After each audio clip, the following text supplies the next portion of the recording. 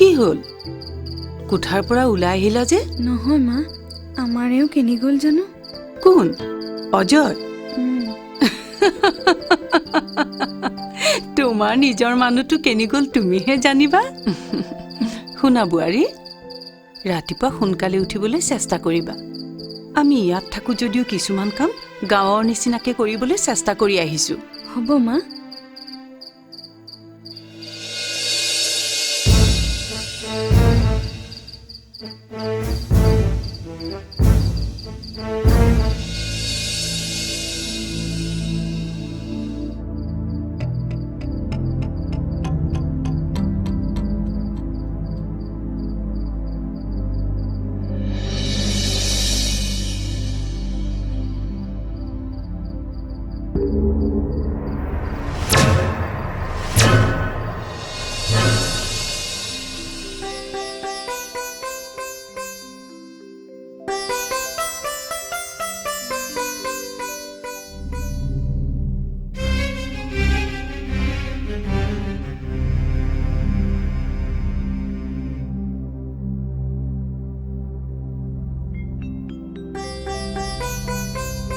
জানমণি তুমি good night কৈ পেলালা নেকি বেয়া ছোৱালী দেই আজি কিমান কথা পাতিবলগীয়া আছে গমেই নোপোৱা নেকি শুই থাকিবলৈ আহিছে উঠা উঠা উঠা উঠা সেয়া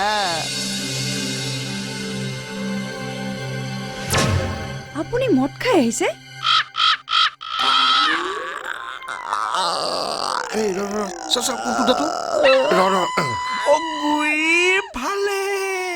কিমান বিষাইছে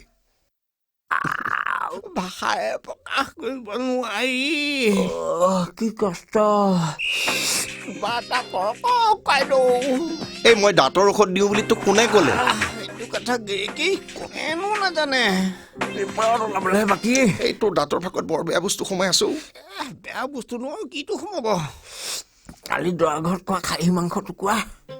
কালি জানমণিক থবলৈ তয়ো গৈছিলি নেকি নাযাম বুলিয়ে ভাবিছিলো কালি কাবিৰহেঁতে দোকানৰ পৰা জোৰকাই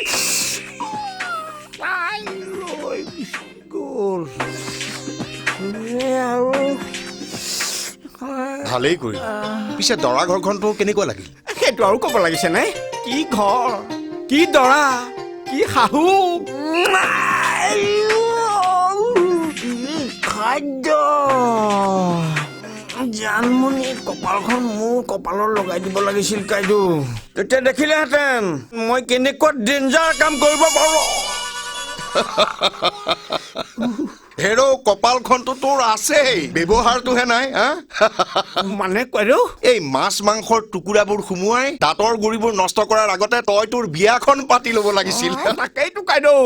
মোৰ এখন কপালো কপাল একদম ডেঞ্জাৰ কপাল সন্ধিয়া দোকানখন বন্ধ কৰি মোৰ তাত সোমাই যাবি মই ঔষধ গোটাই থ'ম